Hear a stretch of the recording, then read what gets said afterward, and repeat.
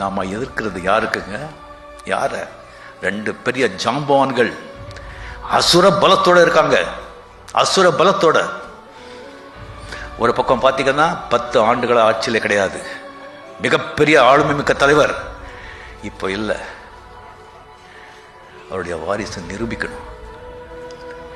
அவருடைய வாரிசு அந்த லெகசியை நிரூபிக்கணும். அந்த நிர்பந்தம், வாழ்வா சாபா அப்படி நிர்பந்தம். பணபலம், ஆளுபலம், கட்டமைப்பு, எந்த யுக்தியோட பண்ணுவாங்க. அவங்கள சந்திக்கணும். இன்னொரு பக்கம் ஆட்சி கையில் வச்சுக்கிட்டு, அந்த குபேரனோட கஜானாவே கையில் வச்சுக்கிட்டு, ஃபுல் கட்டமைப்பு அவங்க காத்துட்டு இருக்காங்க.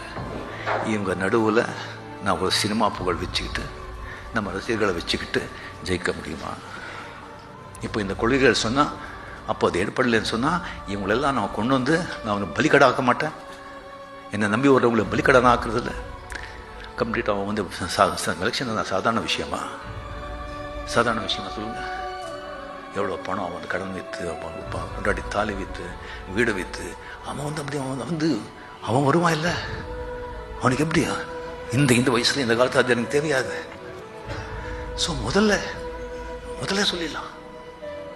இல்லைன்னு சொன்னால் இதெல்லாம் நினச்சேன், நான் முதல்ல நினச்சேன் நான். சரி இப்படி இருக்க, ஸோ இதை சாக்காடு யாரும் ஒத்துக்கலை, நம்ம வந்து ஒதுங்கிடலாம் அப்படின்னு என்ன சொல்லுவாங்க?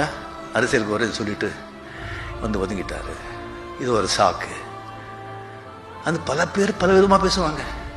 கோழைன்னு சொல்லுவாங்க, அதுக்கு முன்னாடி கோழைன்னு சொல்லுவாங்க, பயந்துட்டாங்க சொல்லுவாங்க, போர் வரும்போது அப்படின்னு சொன்னாங்க. அப்படி ஒரு கெட்ட பேர் வேண்டாம் சொல்லிட்டு தான் நான் வந்து இதெல்லாம் பண்ணிட்டு நான் இறங்கினா கூட இந்த மாதிரி சந்திக்க வேண்டியிருக்கு.